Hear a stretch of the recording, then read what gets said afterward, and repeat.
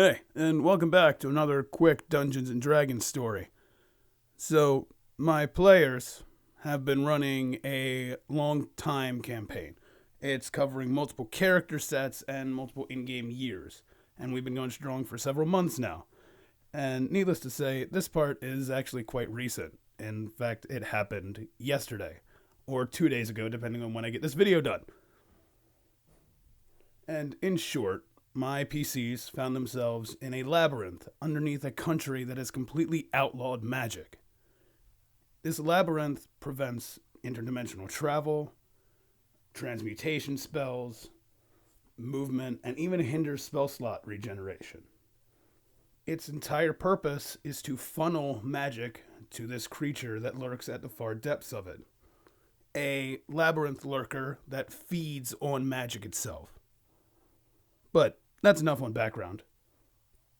My characters ended up there through a mishap, and after several sessions and several hours, they ventured deep enough into the cavern to come face to face with the lurker. And as one would expect, despite their high level, their level 18, the combat goes greatly against them. They do manage to do damage, as their NPC companion is there to help and take most of the fire from the boss. Then we get to the point where an NPC's down and inside of the creature's mouth, and the party warlock, who somehow is not an edgelord, makes this announcement. I climb into its mouth! You what? Yeah, I climb into its mouth. Roll me a dexterity, I guess. He rolls. It's not a high roll, but missing the mouth on a crocodilian creature that's 300 feet long is kind of hard. So he successfully gets into the creature's mouth, and what comes next is equally as surprising. I cast Plane Shift as he begins to walk down its throat. Many of you know that Plane Shift normally involves a roll that would teleport you and those around you, if they're willing, to a different plane of existence. But as I said, the labyrinth doesn't allow that to happen. So what happens when you try to teleport in the labyrinth? The answer to that is simple. You are pulled to the nearest wall, and you take fall damage, but as if you fall sideways. The room they were battling the lurker in was a lake, and the nearest wall was a mile away. In this underground catacomb cavern, I had to roll damage as if the lurker fell for a mile. Now, normally there is a cap to fall damage, but for this, I did go a little above and beyond. And that was 30d6 damage.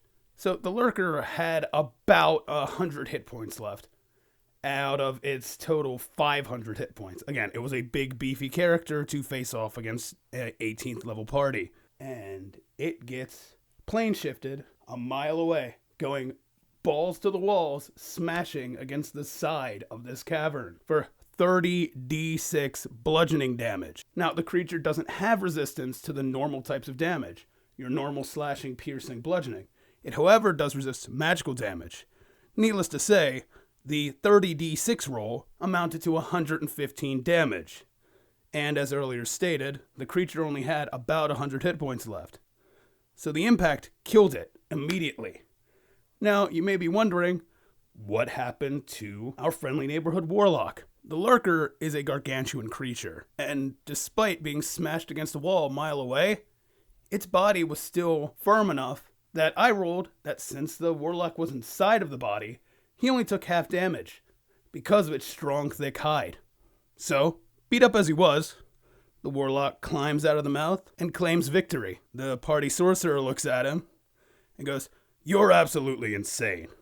He replies, "No, I'm not. Just because I talk to animals does not mean I'm insane." And that was where our session ended, with a boss fight ending in probably the most spectacular way I could ever imagine. And that's what I love about Dungeons & Dragons.